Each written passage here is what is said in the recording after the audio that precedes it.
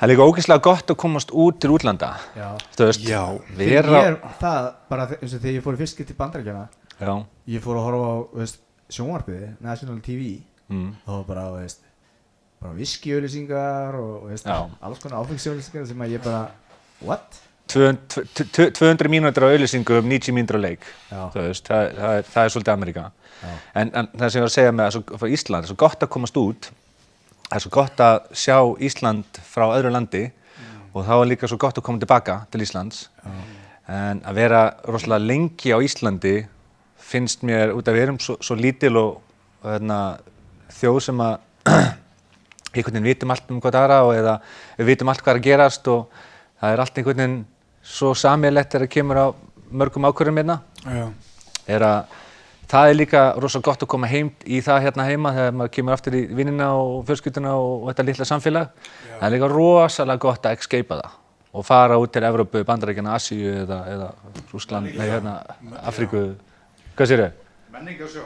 Já, bara þú veist, sjá heiminn aðeins stærra, þú veist. Algjörlega. Og það líka, þú veist, mér finnst bara næstu að við séum bara skildu til að gera það, það skiptir eiginlega ekki máli, þú veist, hvort þú setja DJ eða hvort þú setja að læra, þú veist, þú veist að vera læknir eða whatever, þú veist að fara út, skilurðu, þú veist að fara út í heiminn og læra einhverja menningu og siði eða námi eða whatever og þú veist að fara að koma með það heim, þú veist, að því við höfum, sko, þú veist, við höfum möguleikan á því núna, í dag, skilurðu, þú veist, og það bara, við erum, þú veist, alveg, þess að þú segir, alveg næs að vera hérna, skilurðu, en þetta er ekki, þú veist, það alveg til betri hlutir og við höfum líka, menningin svo ung, sko, þú veist, í öllu.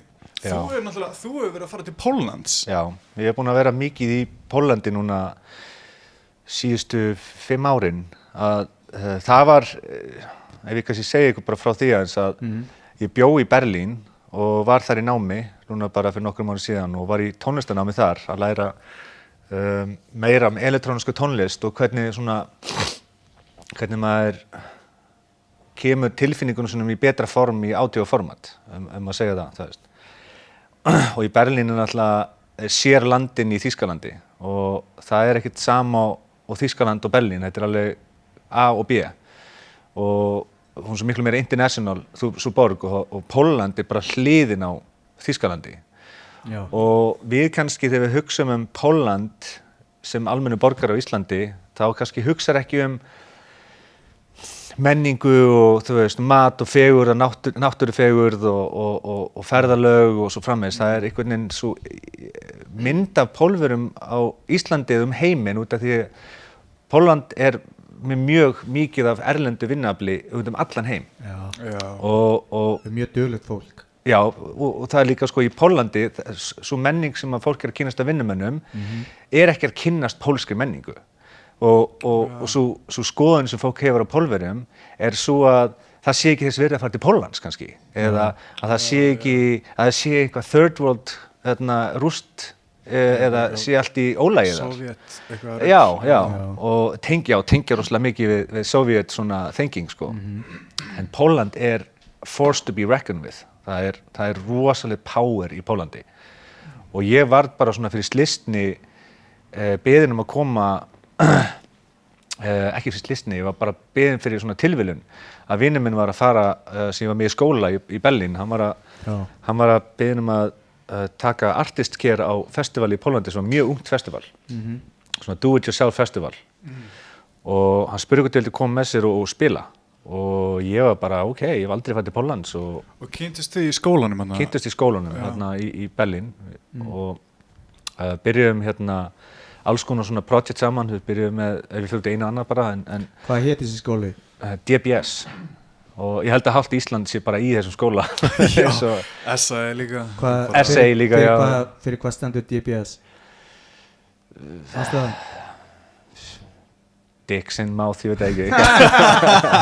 ég veit ekki hvað, man ekki alveg hvað það stóð fyrir en þú veist, það var allavega á þeim tíma sem ég fór inn á skóla, þú veist, þeir voru í grimmri markaðssetningu með heimasíðuna sína og voru með nokkra Íslendingar og þegar Íslendingar þar og þegar ég ákvað að fara þarna út þá stærsta þjóðin í skólanum Ísland og það er bara, hvenær gerist að Ísland er stærsta þjóðin í einhverju nema kannski fótbolta daginn hérna þegar allir voru að missa sig. Ég upplifði það sama sko þegar ég fór úr SAE Já. og voru komið áttur heim, þá var einmitt meirilutin Íslendingar sko. Já. Það var 300 manns í þessu skóla eða eitthvað. Íslendingar eru líka svo Sturlað, sko. tónelskandi fólk, þú veist, Íslendingar eru tónlistafólk og veist, frá skapandi. rosalega skapandi menning sem er í Íslandi, við erum bara feimin við að sleppinni frá okkur í okkur þjóðfélagi. Já. Þú veist, það eru náttúrulega fáir og margir og svo en samt örfáir sem að þóra stíga skrifa alla leið og taka veðmálið is it worth it, sko. Já, algjörlega. Já, en það er back in the story with Poland. Já. Ég ætla að útskýra mitt fyrir hvað er svo skemmtilegt í Póland að til þess að halda kannski söguna áfram með ég fer til þetta festival að fyrir að spila. Já. Og ég kem þarna til Póllands og það er rosalega mjög nútímavænt land. Það sjálfsögðu er líka skammtur af old civilization varandi götur og hús og svo framvegis. En sjálft landið er mjög framalega í mjög mörgu þar sem að fólk tilur sig ekki halda þessi. Og þegar ég kem þarna til Póllands þá er ég kannski sjálfur með þessa automatic sýn á Póland að það hafi ekki verið first choice to go there, þú veist. Já. Og ég skildi ekki af hverju ég gerði það ekki eftir ég var þar. Út af því ég fór á þetta festival og þetta var kannski, ég veit ekki, 500 manns sem voru að koma saman. Já. Og kannski 600 manns. Og ég kem inn og ég er þarna yfir 50 daga til mánudags og kynnist alveg yndislegu fólki á þessu festivali og kynnist menningunni svo mikið og þessi pólska menningin er rosalega hún er rosalega feimin við að segja hvað hún er góð sjálf. Þeir eru hálf feimnir eða skömmustilegir að segja að þeir standi sig vel en þeir gera það. Já. Sérstaklega kemur festivals út af því seinna meir þegar ég fór að ferðast Póland og fara að spila fullt af festivalum í Pólandi og klúbbum, það er drullu góð menning í gangi þar. Öflug menning og þeir eru rosalega serious about sound. Það er bara Function One og það er bara L-Acoustic og það er bara Landalabs og þeir eru ekkert að grínast þegar það kemur að hljóðinu. Svo það hjálpar rosalega mikið að þeir eru með gjaldmennin Slotty sem króna stendur mjög vel gagnvart þannig að það er mjög hagstætt að ferðast í Pólandi. Og ég sá bara svo mikla fegur í náttúrunni, þú veist, þeir eru með strandirna, þeir eru með fjöllin, þeir eru með skógana, þeir eru með allt sem þú vilt sjá fagurlega, sko. Og já, ég er alltaf að fara út í einu annað varandi Berlín og Pólland og svo framvegis. En ég get talað svo mikið þessi ferðalög. Er það einhverju líkt eða getur þú séð einhverju tengingar, þú veist, á milli, þú veist, það sem þú varst í Pólandi og Berlín, skilurðu, með þessu klúbbamenningunni?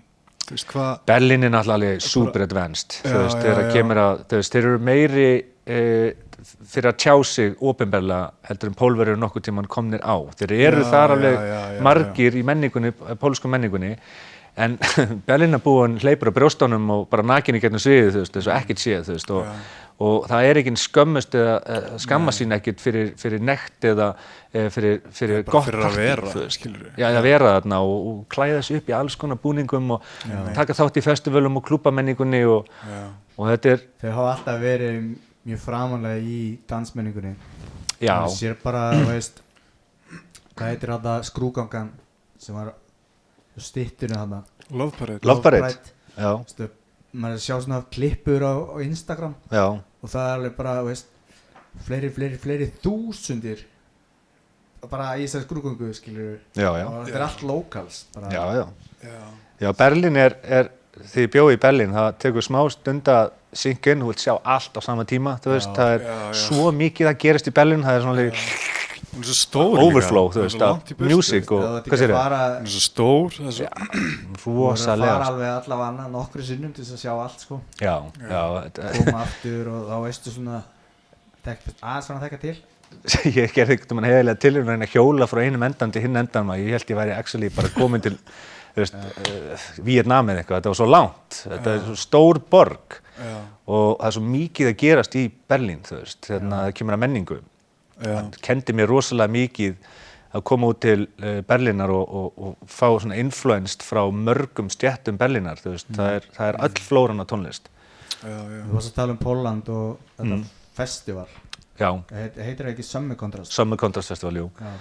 Það þar spilaði ég mitt fyrsta gig í Pólandi og það var sunnudegi klukkan 8 og það var ekkert eitthvað mest spennandi tímin út af þetta var lítið do-it-yourself festival og það var að koma rigning, þú veist, og ég var svo miklu áhyggjur af þessu eitthvað og mér langaði svo að þú veist, delivera góðri músík og ég tók eftir á hátíðinni, það var ekki mikið house og svona deep house og svona minimal, djúpa tónar, skilja, það var meira þessi, þeir eru meira fyrir Gap og... Já, techno, þeir eru rosalega mikið fyrir techno og psytrance. Psytrance og techno er huge í Pólandi, sko. Já, okay. Og ég spilaði svona á sunnudegi bara deep house og svona smooth, groovy. Þína músík. Mína músík, já. Og það gekk bara svo vel og svo rigndi líka, alveg hefi mikið og fólk dansaði bara í rigningunni og það var bara fullt af fólki sem mætti og voru að hlusta hana litla Íslending. Og það var rosalega memorable tilfinning fyrir mig þegar ég upplifði þetta og kraftin af fólkinu sem ég kynntist þarna og bara sem dansaði. Að ég var instantly ástfanginn af menningunni. Þeir eru líka rosalega, hvað heitir það, Pólverjar eru rosalega gestrisnir. Þú veist, þú leiði og kynnist Pólverja, pólskum aðila, ég vil ekki segja Pólverja endalaust, en þú kynnist pólskum aðila og þú verður meira en bara kunningi og er kannski aðeins meira, búin að spjalla meira saman og það er komin smá vinskapur á milli, þá er gestrisnin gríðarleg og gaman að vera í kringum fólki út að það er sterk fjölskyldubönd og þetta var mjög... Og það endist svona, tengslinn, sko. Já, það er nefnilega á hátíðinni, þá varði ég svo rosalega hrifinn af þessu og kynntist líka mörgum, sko, mikilli tegunda tónlist sem ég var ekki að hlusta á. Okay. Þannig ég hringdi í eigandann og spurði bara hvort ég mætti koma bara og hjálpa, þú veist, ég sá bara þetta var do-it-yourself festival og ég sá bara sjálfur að það var svo mikið sem ég langaði að setja puttana minn í til þess að stækka og gera betra, þú veist, ekki stækka til þess að selja mér í miða og vera eitthvað brjálaði, heldur ég sá bara svo mikið possibilities. Hvað fannst þú hefur upp á að bjóða að bæta við?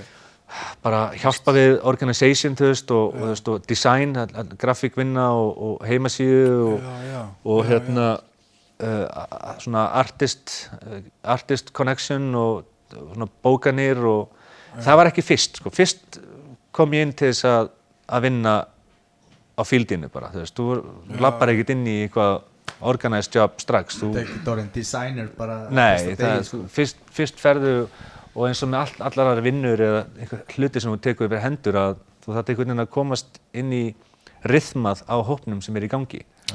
Og kynnast því og hlusta á það og læra því og vinna sig upp á við. Vinna sig upp á við, þú veist, trausti líka og leggja sig fram. Og það var það sem ég hafði áhuga að gera og ég gerði það. Og fór svo hvert einasta sumar eftir það til Póllands að organisa Summer Contrast og spila það líka. Hvað búin að vera að gera það lengi núna? Póllandi? Fara svona... Þetta var 4 ár sem ég fór að vinna og þetta ár yfirgaf ég festivalið sem að vinna og fór bara sem artisti núna. Já, nice. Og það var rosalega gott. Já, okay. Já, það var nefnilega tími til komin að fá að vera hinum megin við sviðið. Minna stress. Já, því ég er búin að vera að missa hárin, sko. Bara þetta alveg löpandum. Þú var að labba 50 skref og það er svo mikið að gerast og það er svo mikið stress og þú veist. Ég var svo klikkað, sko, og magnað bara þegar ég var að sjá myndir af sviðunum sem þú varst að byggja. Já. Hauskúpan og þetta, það er bara, veist, rosalega sko. Gaman, þú veist, og líka bara vinna með fólki sem eru artistar og create eitthvað og búa bara til space, ekki endilega búa til dansskóla með 2 hátalurum og fólki að dansa, heldur búið til space. Já, og svo í hengirúmi og eitthvað. Já, það var það gerðist rosalega margt þarna í Póllandi og ég kynntist rosalega mikið af menningunni þeirra og fór að túra rosalega mikið Pólland. Fór í allar borginnar og smáborginnar og Póllandi með svo mikið af borgum. Það er 500 bæir bara í Póllandi, þú veist, undir city, sko. Já, ok. Og svo eru bara milljón cities líka. Og hvert einasta city með sitt eigið underground og touch á það og ok. Þú veist, það ekki svona sameiginleg einhver menning annað en psytrance og techno sem svona sem haldast í hendur í Póllandi. Þeir vilja hraðan. Vilja herra BPM. Ég meina, það bara menningin, skilurðu. Já. En ég Það bara eins og, þú veist, það væri bara einhver underground menning hérna og bara blönda á sig og væri bara einhver önnur menning og... Nákvæmlega. Þetta svolítið þannig út af því marga fylki bara Blönduós. Marga litla borgir hérna eru bara kannski 2000 manns eða 10.000 manns eða... Og þetta alveg stórt, þú veist, þetta alveg, já. Landið sjálft. Nei, ég meina, þú veist, menningin skilur, þú veist, aðstæðlustu menningin. Það svipar svolítið til líka okkar menningar hérna heima, þú veist, þrautseigjan og vinnusemin að halda gigginn og búa þau til með engu, með ekkert í hendinni, þú veist. Já. Talandi það, það einmitt svolítið hérna, það sem við erum að gera hérna heima einmitt. Við erum að hérna, þú veist, reyna. Við erum ekki að taka neitt fyrir þessi streymi sem við erum að gera. Fólk DJ og DJ-in fær ekki borgað, hann kemur og spila frýtt hérna.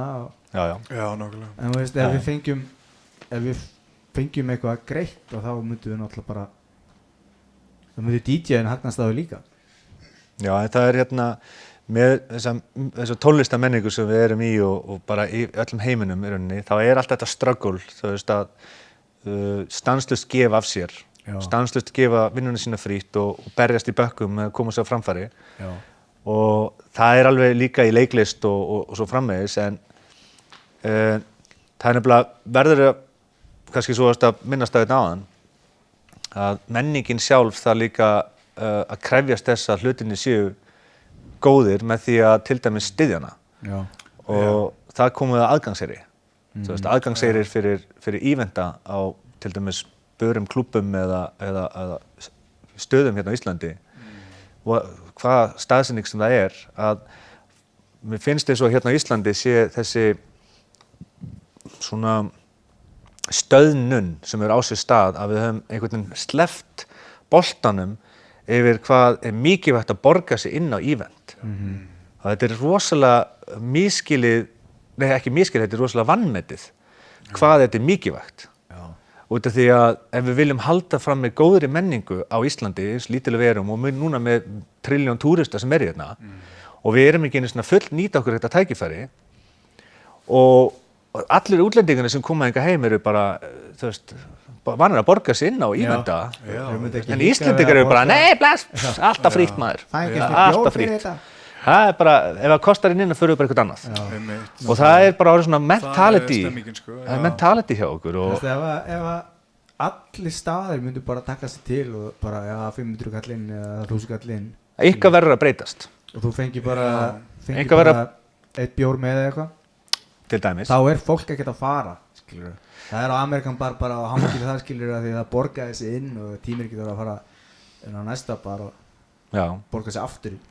Nei, en það líka sko gæðin í tónlistinni verða betri þú getur fara að borga fyrir tónlistin með að fljúga hingað og borga hótelin undir á og borga, þú veist, út af því þegar þú flytur tónlistafólk til hvaða land sem þá þarftu bóka hótel eða gistingu einhvers staðar og það ekki á kostnað artistans, það á kostnað það sem heldur ívendin, flugið fyrir artistan, samgöngur til þess að koma honum milli staða, þú þarft að leigja búnaðinn, þú veist, og þú þarft að leigja staðinn eða semja við staðinn og þetta alveg gríðalegu kostnaður að flytja inn fólk til landsins og það yfirleitt hefur alltaf verið að koma úr eigin vasa hjá listamönnum og með því að hafa þessa hugsjón að við eigum ekki einhvern veginn að borga okkur inn og það veit ekki, og dýrt, áfengir og dýrt á Íslandi, þá getur þá kannski aðeins reverse hugsað og hugsað, vil ég fá gæði? Vil ég að komi hérna DJ hverju einustu helgi eða tónlistafólk frá Evrópu og Bandaríkjunum. Við erum eyja á milli Evrópu og Bandaríkjana. Nei, fyrir ekki, Evrópa og Bandaríkin. Það var kannski rétt ykkar megin. En þú veist, við erum eyja á milli og það er svo auðvelt að púlla artista sem að ferðast yfir landið okkar eða stoppa þér. Það sturlað Það er svo auðvelt. Sko. Já, einmitt.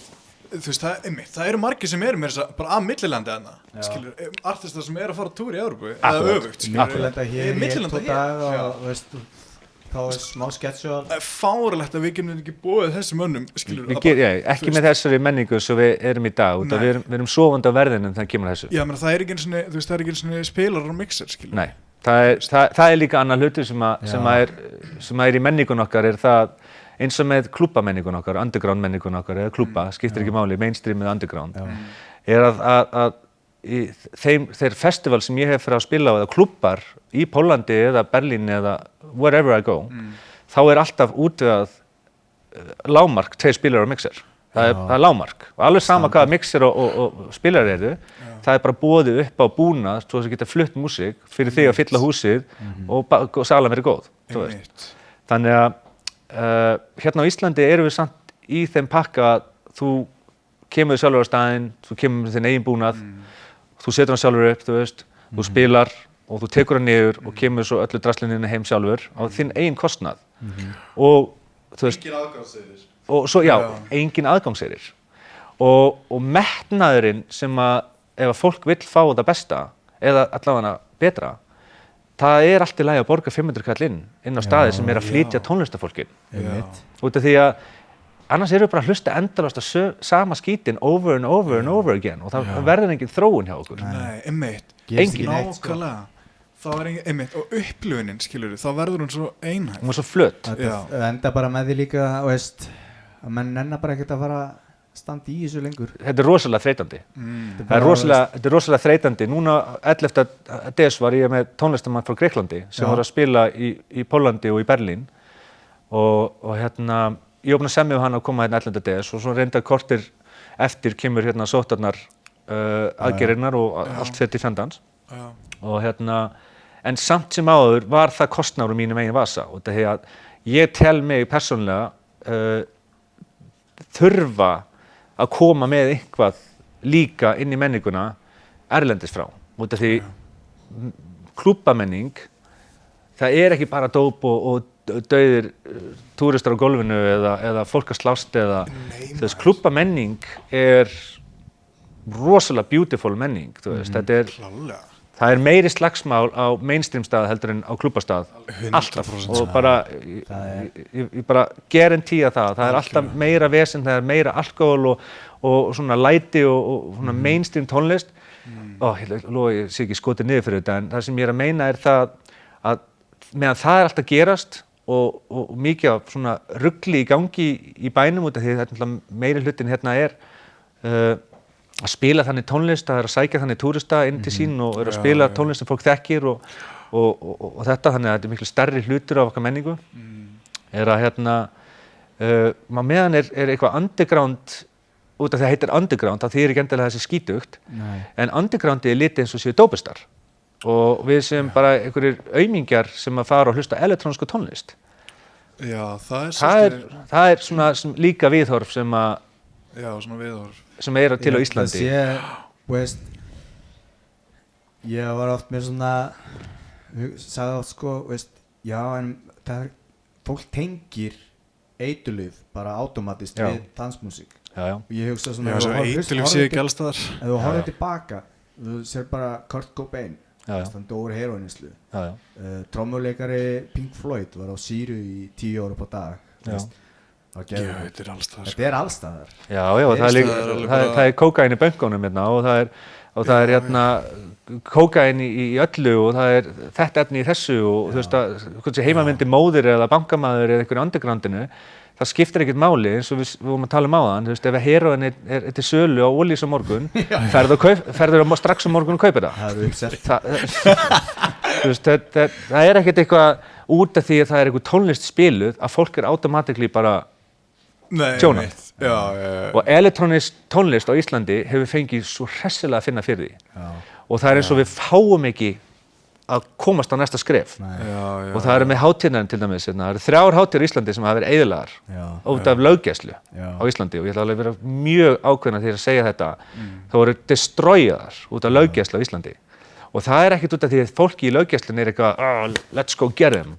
Þeim bara gefin skipun og fyrirmæli út af gömlum hugsunahætti að elektrónisk tónlist trouble eða vandræði, það dópistar, það slagsmálhundar, þetta hættulegt fólk. Akkur fara ekki með hundana á Sinfóníu hljómsveit Íslands? Já, það eitthvað svona ótta. Það spurning, það nefnilega, hvar þetta réttlæti í þessum heimi sem allir að hrópa réttlæti fyrir í dag? Hvar réttlætið? Réttlætið allan ekki sörfað svona. Það ekkit bál og brandur í bænum, það ekkit að brenna neitt bærið þótt að sé klúbbakvöld á einhverju kvöldi með elektrónískri tónlist. Það hefur búið að gerast hérna síðustu 20, 30, 40 árin að sé einhver klúbbakvöldi eða eitthvað sé að gerast. En ef að fréttist að því, þá farið strax í máliðarinn að uppræta það. Og þetta gerist í Hörpu, þetta gerist á festivalunum hérna, Sonar, Secret Solstice, Extreme Chill Festival. Þetta var allt löggæsla sem kom inn í málið og ætlaði að bösta fólk fyrir að fara á hátíð og leiðinni, ég veit ekki hvað hugsunarhátturinn var, en hann var gjörsamlega bara að útrýma þessu. Að útrýma hættinu úr þjóðfélaginu. Ég held líka, mögulega þetta ekki, eins og við erum að sjá núna eins og í, Bretlandi, þá eru bara, þeir eru konið svo langt í þessu festivaldæmi að það eru bara, það eru tjöld fyrir allt, sko. Það eru tjöldavert orðin of þetta, það eru tjöldavert orðin of hitt. Akkurat. Skilur, það eru sjúkra, það eru allstaðar eitthvað staff á staðinu sem það er búið að treyna í að gera, þeir eru bara einhvern veginn orðnir svo vanir þessu og það, maður spyr sér, skilur, hvaðan þarf, inngripið að koma, hvernig getum við sannfært, það sem að setja þessi fyrirmæli að það ekkert að óttast þetta, skilur við, það ekkert, sem að það ekkert hættulegt. Já.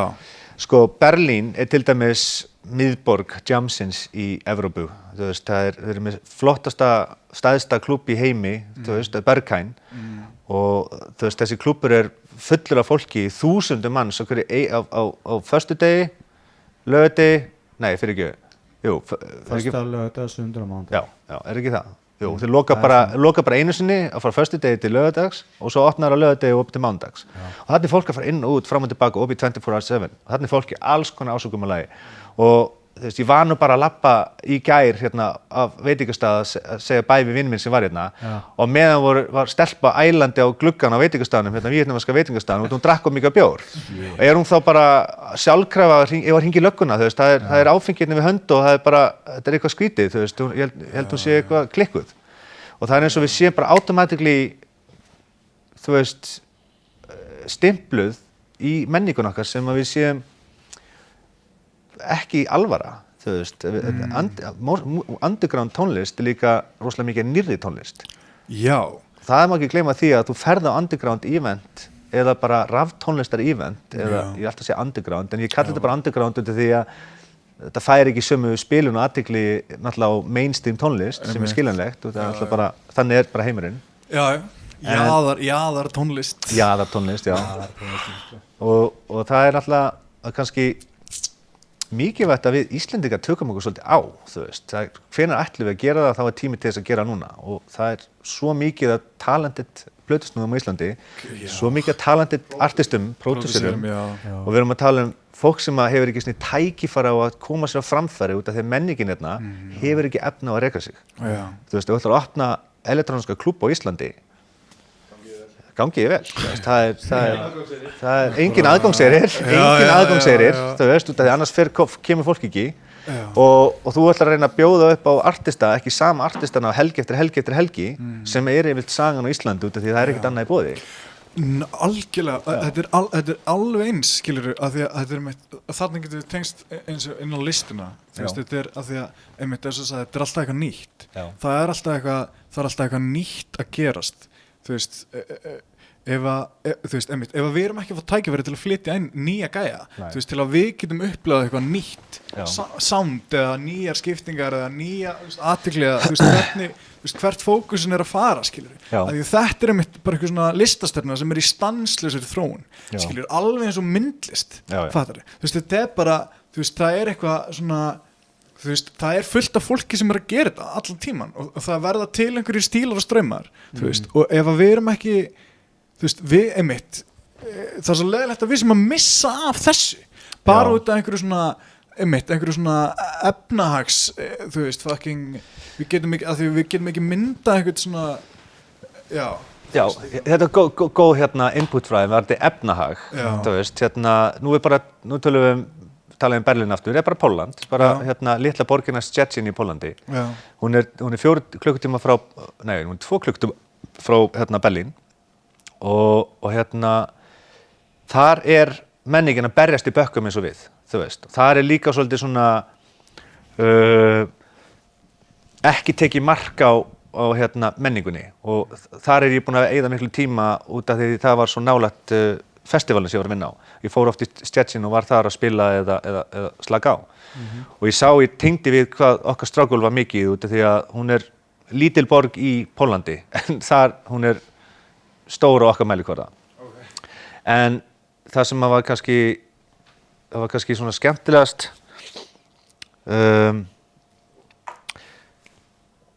misti þráðinn.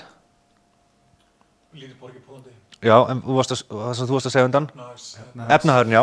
Að með efnahaginn, eins og með Berlín og efnahaginn þar varðandi menninguna. Vá, ég er búinn að gleyma allir orðunum mínum.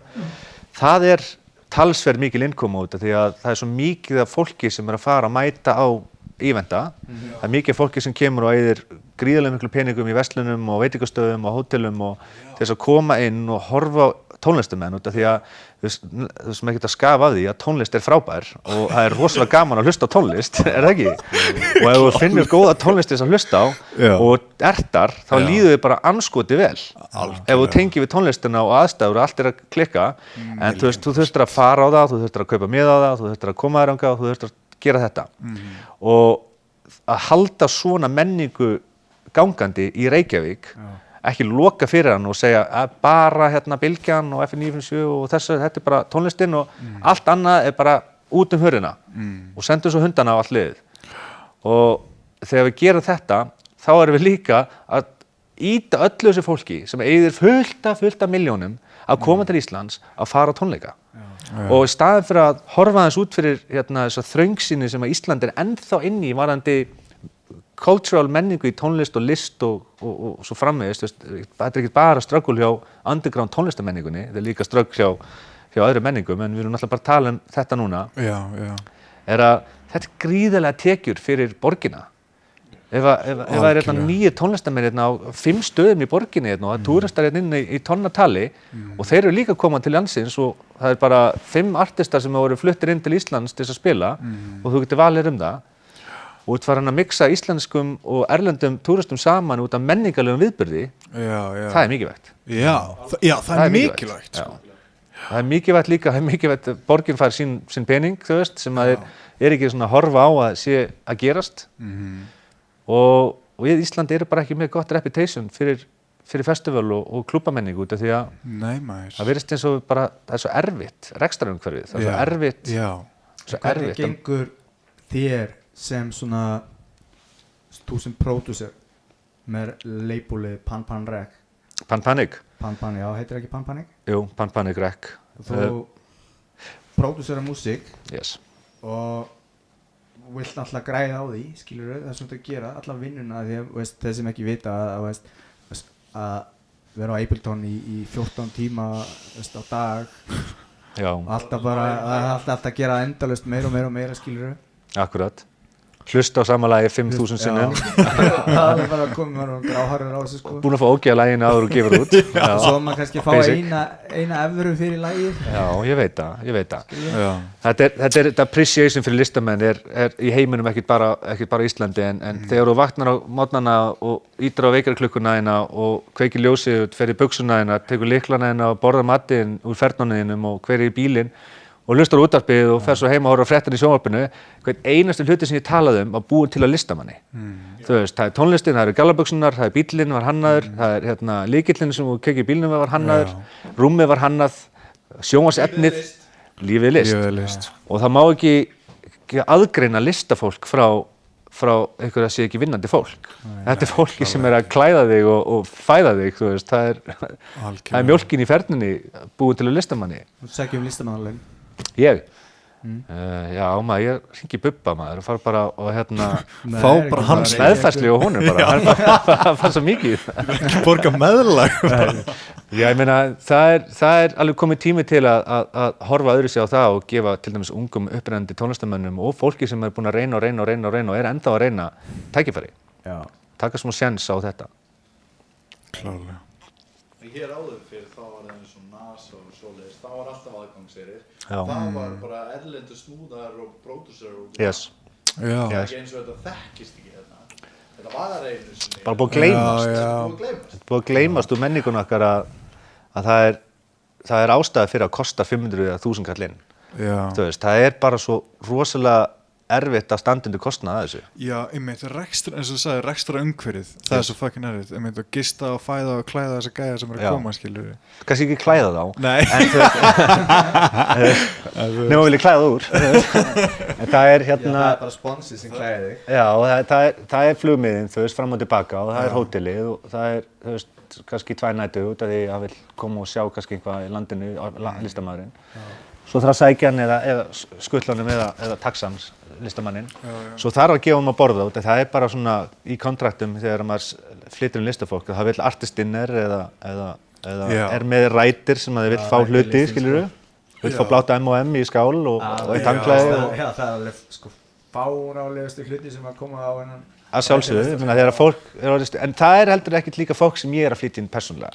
Þetta fólk með einhverja rætira sem eru, þú veist, eitthvað 2 viskíflöskur og þú veist, Bara rauð handklæði. og rauð handklæði, já. Þú veist, þetta er ekki fólk sem getur tekið þátt í menningun okkar. Það er bara fólk sem að vill koma og leggja sitt að mörkum sem er að koma eitthvað. Sko, ég man svo, fluttið þú ekki inn Kevin Knapp, eða? Jú. Já, ég man svo vel, þú veist, það var bara svo geggja, það var svo geggja dæmi, það var svo geggja kvöld. Já, mjög gott kvöld. Og þú veist, það sko, ég man alveg, þú veist, hann byrjaði á einu lagi, eitthvað Tool með Ali Dassound remix eitthvað. Já. Og, Já. þú veist, það var bara þar, skilur, bara fyrsta lagið, það var bara búið að breyta menningun hérna heima, skilur, ég bara fór eitthvað, ég er ekki tjóka, fór eitthvað Kerberg-kvöld, skilur, 2 vikum eftir og það var, ég get svo svarið, helmingurinn á settinu var bara litaðir af, þú veist, jú, tók Þið tóku þetta, þið strímuðu þetta. Það er eina ástæðan að sönnunni til fyrir að þetta var gaman. Það er þið. Fólk hætti kannski að kíkja á Kevin Knapp á YouTube, þú veist, þetta er YouTube, já. Já, ég held... Þetta er YouTube, já. Ég fann þetta. Þetta er ekki staðar. Sync Nations, hétt þetta, mástu. Já.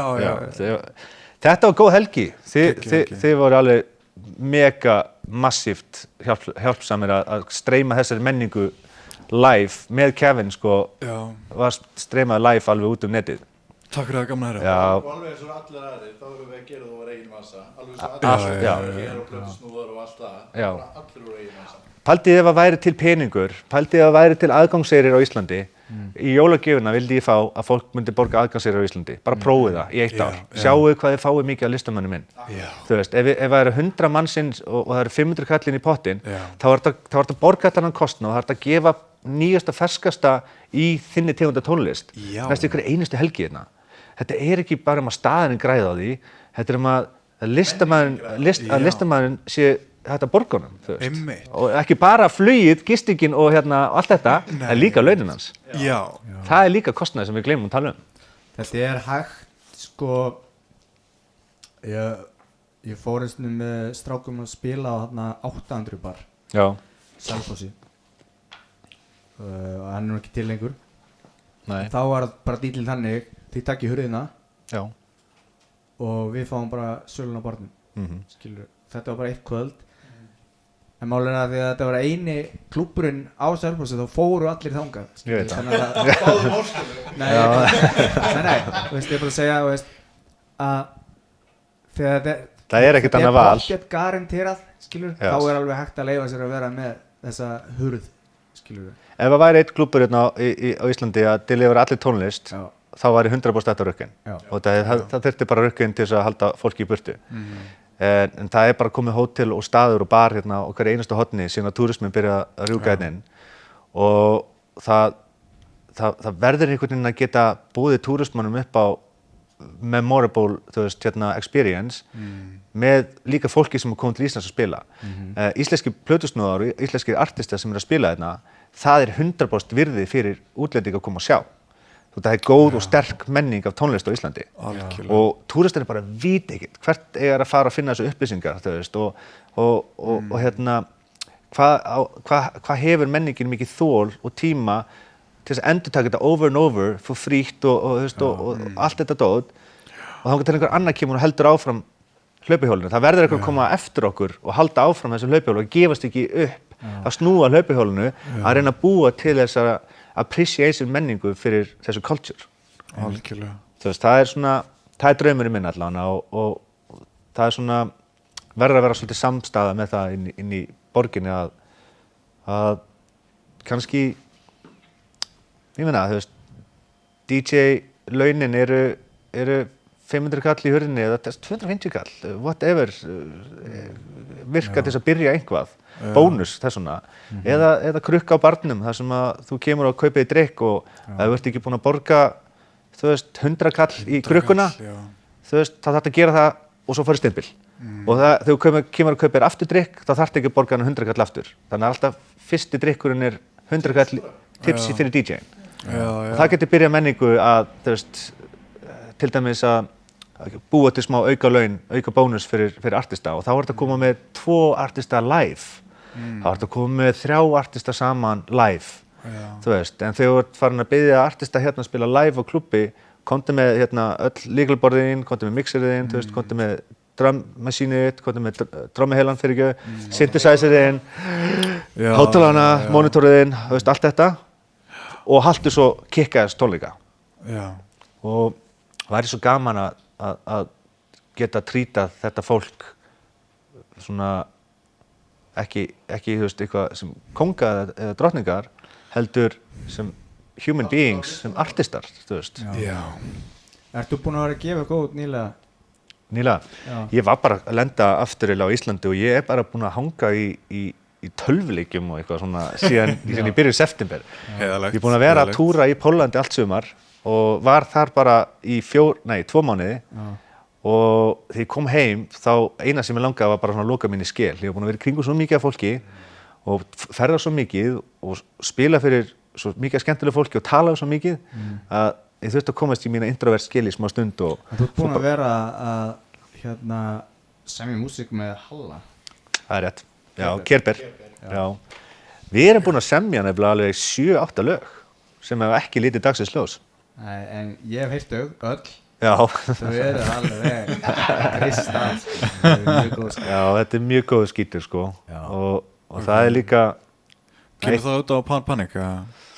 Kannski.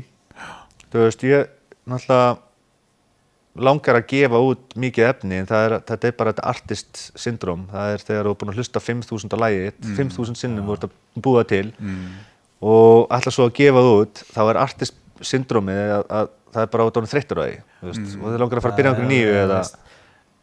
Jón, artisti á Akureyri á eitthvað, veist, 500 lög sem hann ekki búin að gefa út, sko. Eitt af þessu lögum bara eitthvað sem hann, veist, fer á toppinn í 40 vikur, sko. Skilur, en það lítur aldrei þessins ljós. Nei. Þú með mörg open project í Ableton? Ég á rosalega mikið open project. Ég sendi það á vini mína og bara eitthvað, tjekka á þessu maður, þetta geðveikt og það bara, já, þetta laga bassan aðeins og tjekka á þessu og setja limiter á þetta og líka hi-hatan og maður bara, mér fannst þetta bara svo gott. Og þá var líka maður er búin að hlusta á þessum mörgum sinnum að eyrun eru orðin ónæm fyrir bara, þú veist, hljóðum lengur. Þau eru bara að heyra bara eina leið núna. Og þetta er rosalega algengt og ástæða fyrir að maður gefur ofta ekki út tónlist, bara hundleiður á henni. En ég gef út alltaf plötu og ég er búin að lofa sjálfum mér í að gefa út, ég trúi því að ef ég ætla að gefa út eitthvað, minnstu kosti einu svona ári, þá verð ég að setja press á mig. Og það eina leiðin til þess að delivera er að setja delivery date á því. Það eina leiðin í heiminum. Þetta er bara með vinnuna og lífið. Það er ekki alltaf í kringum ammælið? Alltaf ammælinu mínu. Þá gef ég út 1 eða 2 lög. Ég er búin að gefa núna allt út 2 lög.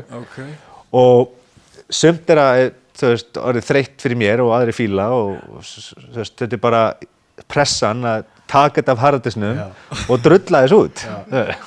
Deadline, sko. Það er deadline sem hjálpaði mér að gera þetta. Veitu, þú átt afmæli í desember, ekki? Jú, 13. Þannig að Bíddu, ok. Það er bara að koma góð degi. Ég er komið pressa. Svo ger ég alltaf að deginum undan, sko. Þú veist, ég ger þetta 12. desember kl. 11. Vikan fyrir afmælistæðin, það svaraði hann ekki símanum, sko. Nei, ég ger alveg last minute, þú veist, það er minn heili, sko. Veitu, hvað er það að fara að koma út núna, 12. Það er góð spurning. Ég er einhvern veginn í svona, Gefur Last Die on Oath. já, svona midlife music crisis, alltaf einhvern einasta sinn fyrir release. Það er alltaf þannig, sko. Kannski deep house, kannski minimal techno og kannski eitthvað downtempo. Ég er ekki búinn að gera upp með mig. Nei. Okay. Ég er ekki aldrei búinn að gera upp með mig hvað ég vilja gefa á labelinu mínu eða bara sjálfur. Ég er búinn að gefa allt út á afmælinu mínu bara sjálfur á DistroKid sem er dreifingar, þú veist. Það er eitthvað svipað eins og Bandcamp. Nei, Bandcamp selur lögin og þeir taka móti lögum frá labelum og distributors og aðalega labelum samt, sko. Og DistroKid er rosalega sniðugt fyrir unga artista og hlusta vel, þú veist. Ef einhver er að horfa sem er artisti og langar að gefa tónlistina sína, hvort það sé góð eða vond, skiptir ekki máli. Það er alltaf hópur úti, mörg þúsund manns sem muni fíla það. Það skiptir ekki máli hvort það hljómi eða öðru sig. Það er bara alltaf hópur sem mun, wow, þetta er geðveikt. Og það er bara þetta, if you hesitate, you masturbate. Og það er bara þannig að ef þú hendur þessu ekki út, þá myndi aldrei upplifa að fá þetta feedback. Og DistroKid er ljóslega sniðugt upp á að gefa bara út plötuna hérna og það fer á alla streymisveiturnar, þú veist, á YouTube og SoundCloud og Spotify og allar þessar veitur. Og einu sem þú ert gera er bara að uploada þetta, skrifa nöfnin á þessu og þessi þjónusta sér bara að dreifa þetta á fyrir því á allar aðra þjónustur. Það er power release í dag sem var ekki áður fyrir nokkuð síðan. Þá þurfti að fara gegnum labelinn og labelinn þurfti að segja já við þig og þú þurfti svo að segja til dæmis við fílum þetta, við ætlum að gefa þetta út, við ætlum að setja löppin okkur á bak við þetta. Núna getur við bara hent öllu út sem við vilt. Já, það er ekkert mál að koma tónlistin. Það er engin filter lengur, sko. Það er ekkert label sem filter lengur, sko. Nei. En það er líka rosalega gott að gera það til þess að búa til resume fyrir önnur label og horfa á þig. Það er bara að gefa út efnið þitt. Og segi ég og ég er með fullt af harðardisku efni. Ég er alveg að segur allir aðrir, sko. En samt, sko, þú veist, einmitt, maður vill, sko, þetta er alveg svona tvær hliðar á þessum penning, sko. Þú veist, annarkvort vill maður, þú veist, einmitt, það er alveg hella að vera með eitthvað tjúlaðan bakkatalóg af efni og, þú veist, til að fólk geti rent í gegna það. En þú veist, það er samt, þú veist, ef þú ert með 30 svona meðal góð lög, þú veist, og kannski svona 3 nice, þú veist, ef ég er að hlaupa í gegnum katalógin, skilur, og það er bara, ok, þú veist, ég fílaði þarna eitt lag, eitthvað. Sem er yfirleitt þannig þegar maður er að skoða lög á netinu. Algjörlega. Fyrir gegnum labelinn og maður er búin að skoða 50 lög, þá fílar maður 1 eða 2. Það er alltaf caseið. Er fólk hægt að gera, þú veist, maður keypti geisladisk, það er 15 lög á geisladisknum, maður keypti 2-faldan disk. Já. Það er alveg búið að maður veist að því það er bara að tala um single. Nei, þú getur alltaf keypt album og compilation og kaupa breiðskífuna þér. Já, þú getur alltaf keypt VAs líka sem er bara various artists sem er release frá labeli og það eru margir artista og það er eiginlega besta leiðin til að koma sér á framfæri er sjálfur eða svona VA og svo aðalega er label businessin bara þannig að hann svarar ekkert e-mailunum, þú veist, það er don't beat yourself over it, þú veist, þetta er ekkert, þú, þín tónlist 40.000 e-mail frá nákvæmlega, þú veist, og ef þú ert að aiming high, þú veist, og reyna að komast að bestu labelin þig bara týnist í hópnum, sko. Já, þá er ekkert hægt að horfa á neitt sem við gert áður og það er alltaf, ég myndi óska þess að ég hef gefið út ábyggilega miklu meira en ég hef gefið út en maður er alltaf býðið til rétta tímunum að það sé mixa rétt eða masteri rétt eða hljómi rétt og svo framvegis og það er svona líka svo gott að setja þessa pressa á sig bara að gefa út minnstakosti einu svona ári þú veist, þótt að sé 4 lög einu svona ári eða 1 lag einu svona ári þú veist, það er strax orðið katalóg eftir smá stund Algjörlega og þetta tikkar þetta tikkar og það er svo gaman með ef að fólk sem að elskar að búa til tónlist og er með herbyggi sitt fullt af dóti og svo synda heyri ekki í því. Það fullt af góðu fólki að búti tónlist sem maður heyri aldrei í og mun aldrei fá að heyri í út af því að það trúir ekki sjálfan sig eða hefur ekki einhvern veginn þekkingu til þess að koma sér frá sér eða enginn að labelum svara þeim og þá kannski gefast bara fólk upp og hættir bara að hugsa það að gefa út. Það er synd. Talandi það, ert þú ekki sem, þegar þú ert að leita tónlist, skilur fyrir, sjálfnægi sem þú ert að fara að spila, ert þú að reyna finna, þennan gæja ofan í svefnherberginu, út í Brasilíu, skilur sem að gera eitthvað klikkað, hvernig leitar þú að, tónlistinni? Já. Ég fer á label, ég leita kannski artista og ég heyri kannski lag með artistanum, þá tjekka ég labelið sem hann gaf út á og ég skoða labelið og svo klikka ég alla artistana á labelinu og þegar ég var búin að opna 200.000 tabs með artistum þá ertu komið endalaust efni til þess að klikka á. Þegar þú ert búin að opna label sem artistins þú fílar og gefin út á mun taka því getur svo margar hurðir að tónlist. Þú þarft kannski að hlusta 1000 lög til þess að fíla 20 eða 10 það er bara vennilegt. Það er eðlilegt. Svo maður líka heyrt sem þetta mjög mikill bónus að þegar maður að skrá hjá labeli þá getur þú fengið sent alveg urmulega af tónlist frá öllum þeim sem eru promo á síðunni svona labelinu demos og promos, nei fyrir ekki, demos demos sem þú hefur aðgang að mér finnst það bara mjög gott Nei, það demos? Það var maður svolítið komin í svona innri ring. Demos, þetta bara lög sem þeir eru að gefa út. Þeir bara setja þið á setja bara lista þar sem að þú getur skoðað lögin. Ég er búin að gleyma nafnið á þessum lista. En þetta er bara listi sem að label sendur út á safnar mailinglista og sendir út mailinglista á það fólk sem að vill að spila kannski lögin sín. Og fólk getur þá farið inn og downloada lögin og kommenta á það. Þetta er stórt tól sem að er rosalega mikilvægt fyrir label að senda út frítt efni í artista svo þeir spilið það. Já. Ekki bíða bara eftir einhver kaupið það. Það er ekki gerast. Það er engin innkoma að selja lög á netinu. Það er ekki innkoman sem artista fá. Það er bara Madonna, og eitthvað, Bob Marley og eitthvað svona. Er þú að sjá fyrir þér að geta gert eitthvað svona með Panic, að vera... Það er ekki til þess að græða peningana, það er til þess að koma menningun á Íslandi á kortið. Og þessu demopælingar og... Já, ég sendi efni hjá artistunum, ég var bara að gefa út fyrsta release, fyndið með þetta Panic. Þetta heitir Panic út af því að þetta er guðinn Pan, þetta er grískur guð. Og hann er guð tónlistar. Þessu Peter Pan? Já, næstu því. Logoið mitt er svona hattur. Og þegar ég var að fara að setja labelið á stað, þá kom korona-piparinn. Það var ekkert voðalega góð hugmynd þá að setja Panic label í gang. Pandemic label, Pandemic Records, það var ekki að nafnsamt Það er bara spot on Já, þetta er svo mikið tækifæris.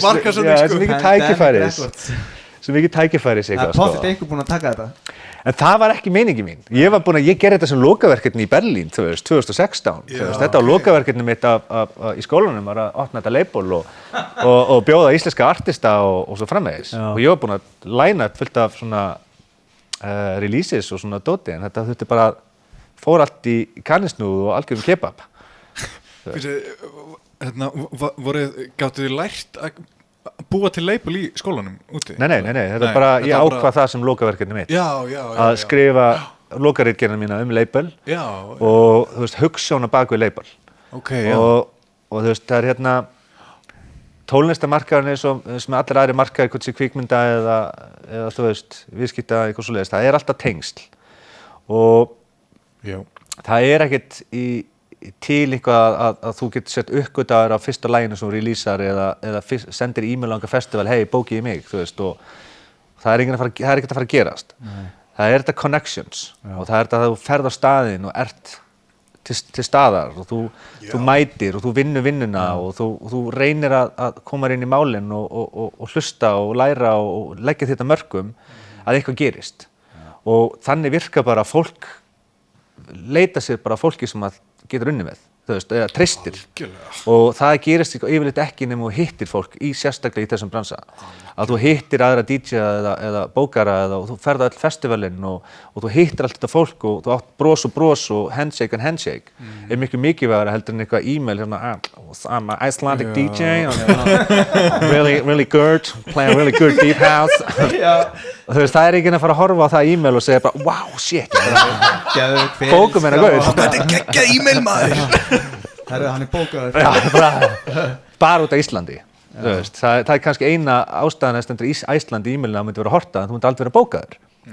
En það er allavega málið með að það maður bara fara út og Ísland er lítil, kröftug menning, það er rosalega gott fólk í menningunni, það er mikið support en fólk eldist og eignast fjölskyldur, þannig að það getur ekki alltaf sama fólki verið í menningunni, það þarf að endurnýja hana. Algjörlega. Og Carl Cox er ennþá að. Já, ég meina, núna í dag getur alveg verið 60 ára gammal DJ, þú gerir það kannski ekki áður, en núna bara í dag líka þarf að vera producer og DJ, veist, það eru breyttu tímanir. Já, það eru breyttu tímanir. Já, þú þarft að búa til þín eigin tónlist. Þú kemst ekki áfram í DJ-bransanum að vera búinn að semja eitthvað.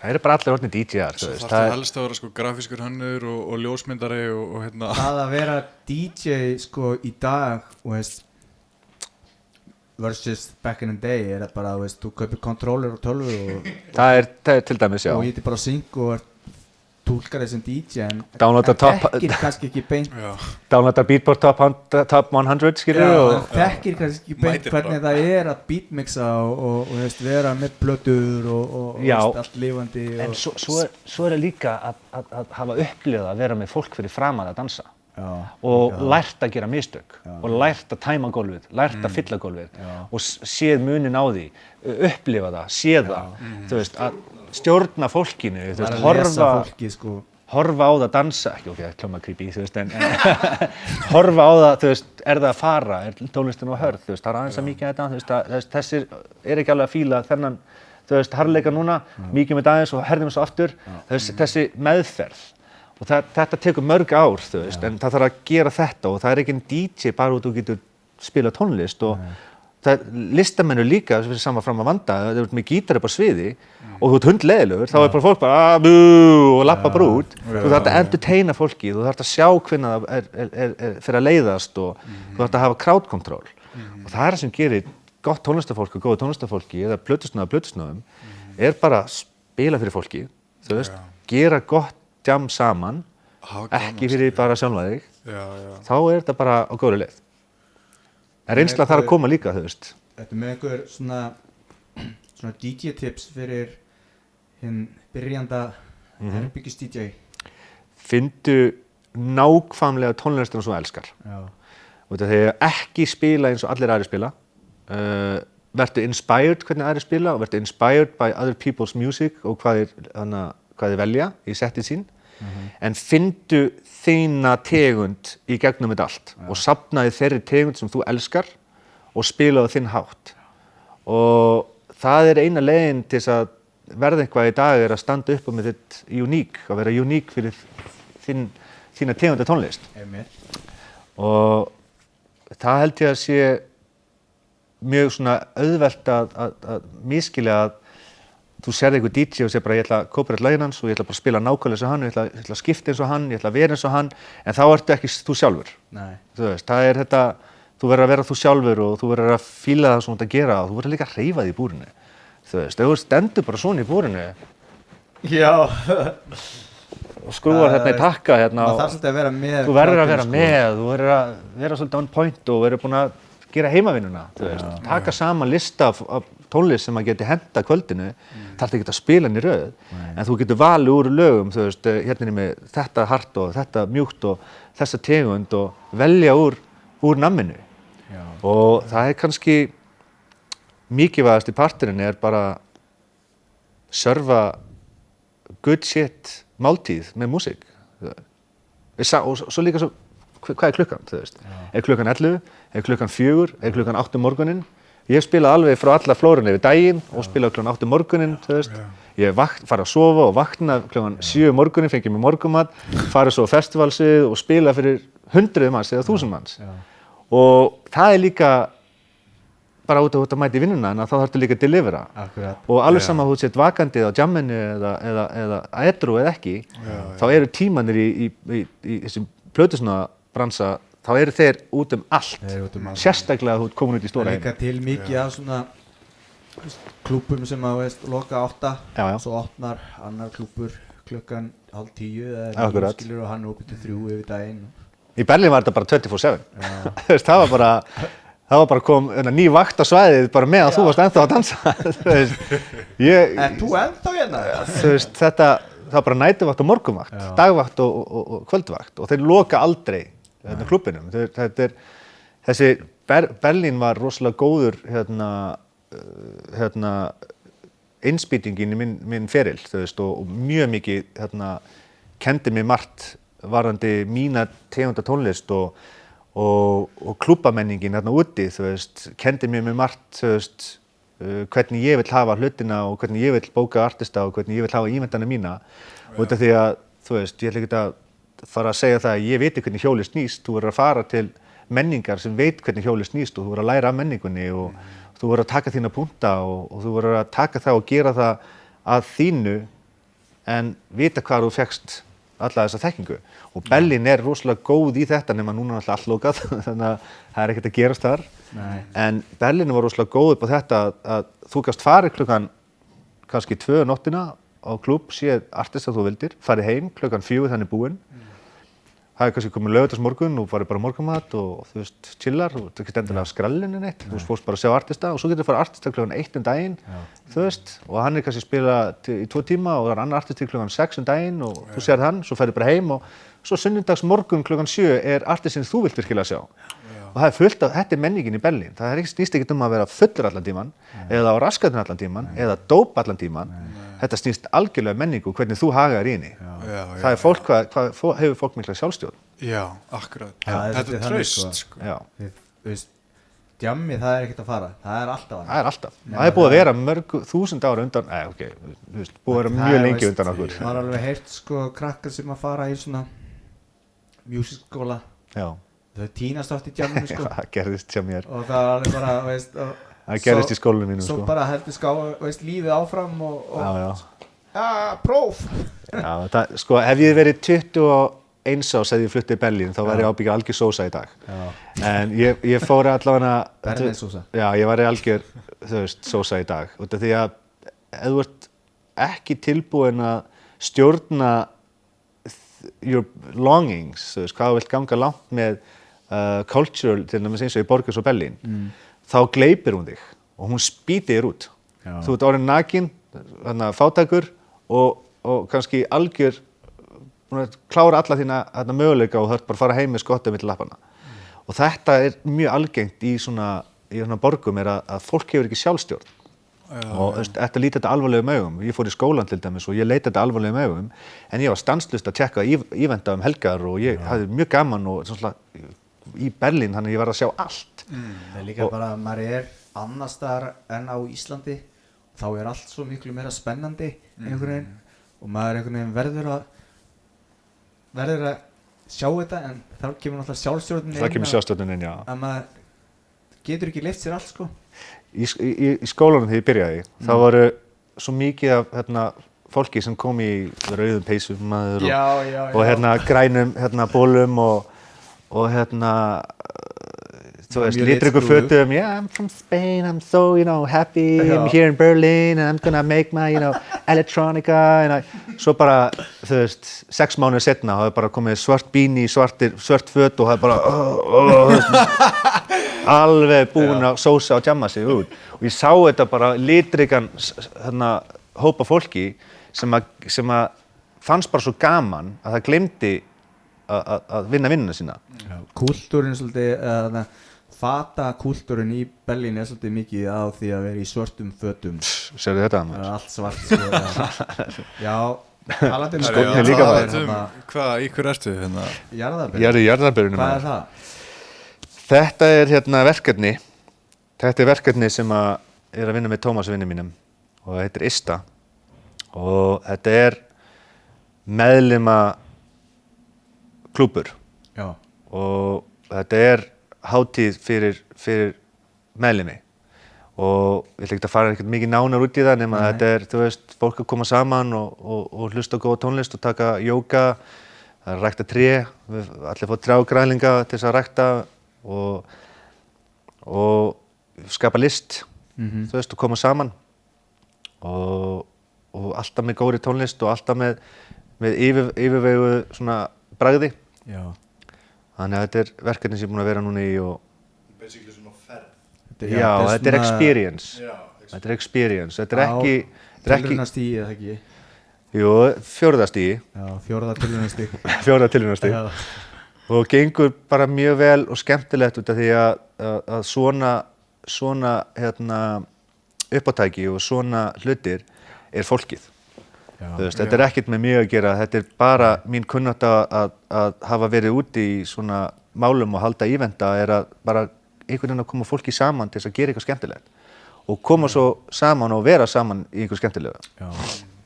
Og það er höfuðstóllinn að þessu, það er aðal, þetta snýst ekkert neitt annað nema appreciation for art and music. Já.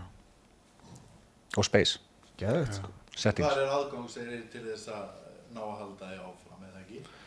Það verður að vera það, já, það verður að vera það. Það er líka, sko, Og það heppnast. fólk, Já, það heppnast út af því að, það veit líka hvað það er að fá, sko, af því að margir eru að koma aftur já, og oft svona, þú veist, að hátíðin er það skemmtilega að maður vill bara koma aftur, skilur við. já, þetta á líka hátíðin, Og þetta stækkar náttúrulega bara hægt og rólega, eða ekki? Jú. Í tímanum og... bara hægt og rólega. Þú veist, eins og núna, þú veist, við erum búin að, eins og, þú veist, þín hátíð, buxur sem var Nutopia, þú veist, það er eitthvað smá trend í gangi, þú veist, það sem að þú ert að fara, borga þig inn í einhverja svona upplifun, þú veist, þetta var alveg vel sótt. Yes. Fólk er byrjað að vakna fyrir ekki. Já, það er alveg, Og sem betur fer skal ég segja ykkur að okkar skref er að koma okkur ekki með stæðstu hlutina. Við höfum ekki verið að gráðug. Við höfum ekki reyna að vera með flottustu hlutin í Evrópu eða bestu hlutin í Evrópu. Við höfum bara að gera það besta sem við getum og dafna hægt og rólega með því. Það er eðlileg þróun á hlut. Það er það sem við gerum með fyrirtæki, það er það sem við gerum með sambandið og það er það sem við gerum með hugmyndina hennar. Ef þú lætur plata þig af peningum og græðgi og vera stæðstur og bestur eða með flottasta, þá farður líka það ofta erfiðasta í hendunar. Þú veist, og dýrasta og mest stressið, sko.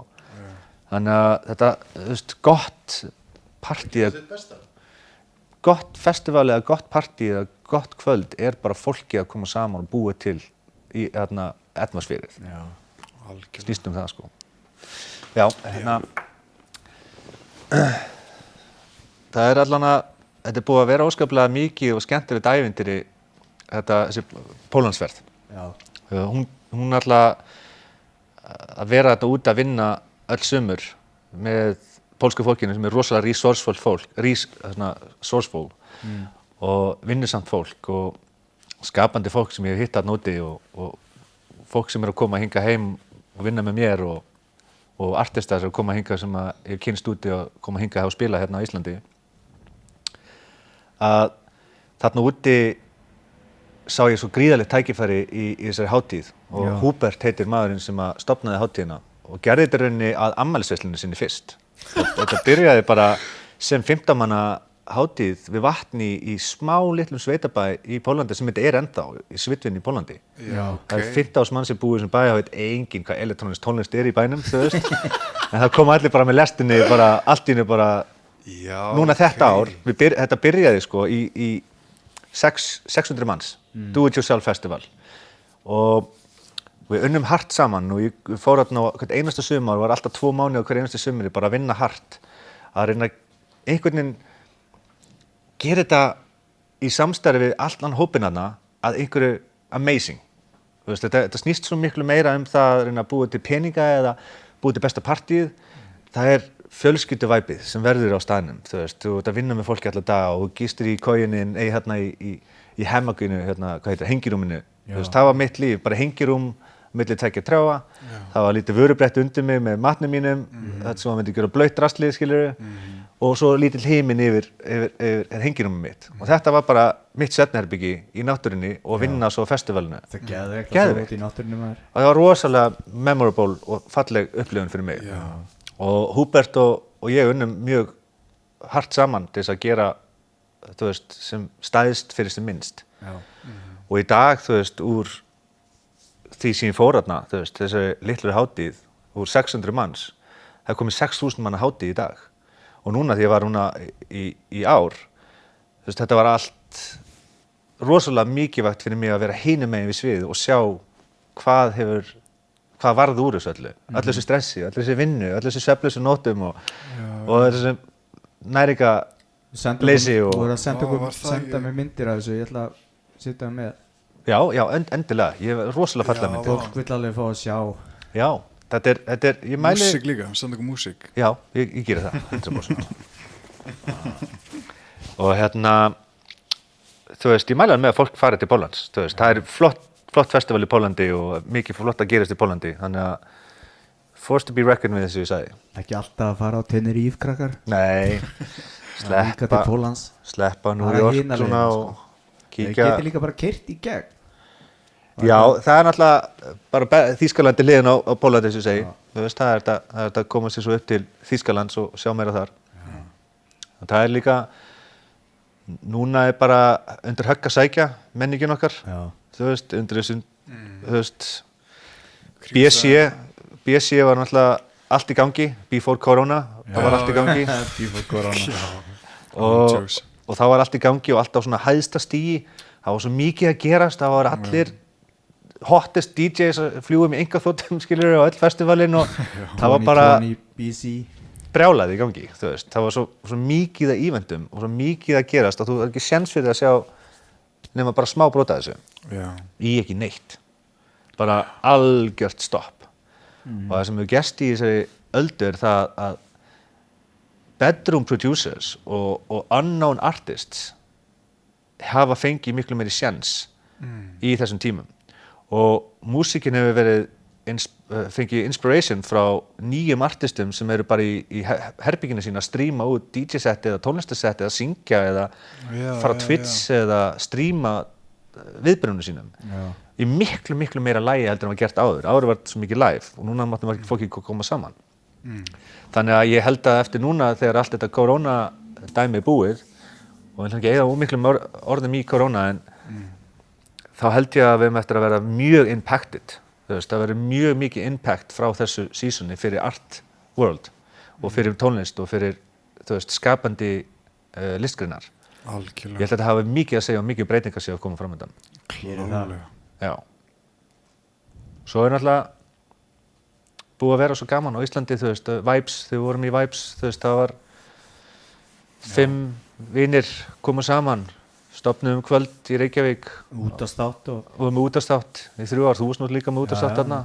Þetta, byrjum allir á sama tíma. Já, við gerum það.